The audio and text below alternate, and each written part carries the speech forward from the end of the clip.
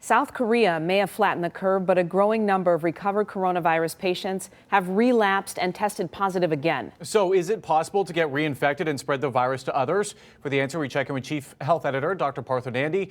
So, Doc, how serious is this?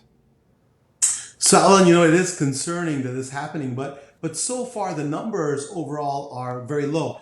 The Korea Centers for Disease Control and Prevention, or KCDC for short, has reported that 163 folks, or only 2.1% of those infected, have retested to be positive. As to why this is happening, we're not exactly sure, but there's some potential reasons. So first, it could be because the virus has not completely cleared a person's system and it's reactivated. Or it's possible that the virus went dormant and then reactivated, or a person's immune system continued to weaken after initially fighting off the virus and then opened the door for it to rebound.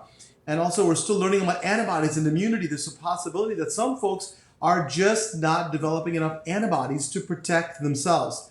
As for getting reinfected by someone who has the virus, that's a less likely scenario, but hopefully we'll have to get more concrete answers in the near future because the World Health Organization, WHO, has said they're really looking and studying this more closely.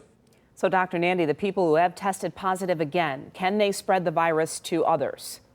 It's really the most important question, right? Some of the folks who relapsed have been feeling sick. Roughly 44% have had mild symptoms. And while the KCDC said that there's been no indication that these relapse patients are actually spreading the virus, we actually don't know for sure if they are or not able to shed the virus, Glenda. And that's why it's good the scientists are looking into this more. We need some more answers on this. All right. So, Doc, is it possible that the tests, they're actually the ones to blame and maybe some of them are coming back as a false positive?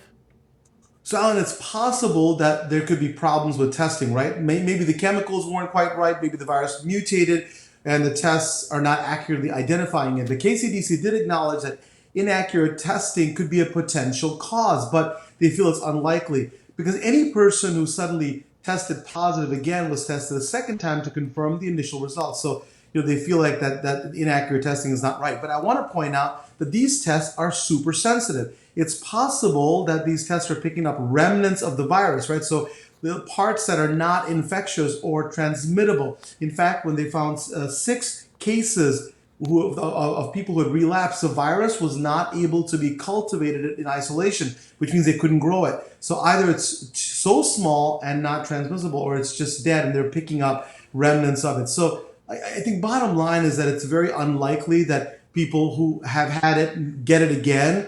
But we have to really find out. But I think the key is to get primary prevention, get rid of it, and get folks not to get infected in the first place. And if you do, your immunity should hopefully take care of it. So far, that looks like what's going to happen. All right, Dr. Nandi, thank you as always. My pleasure.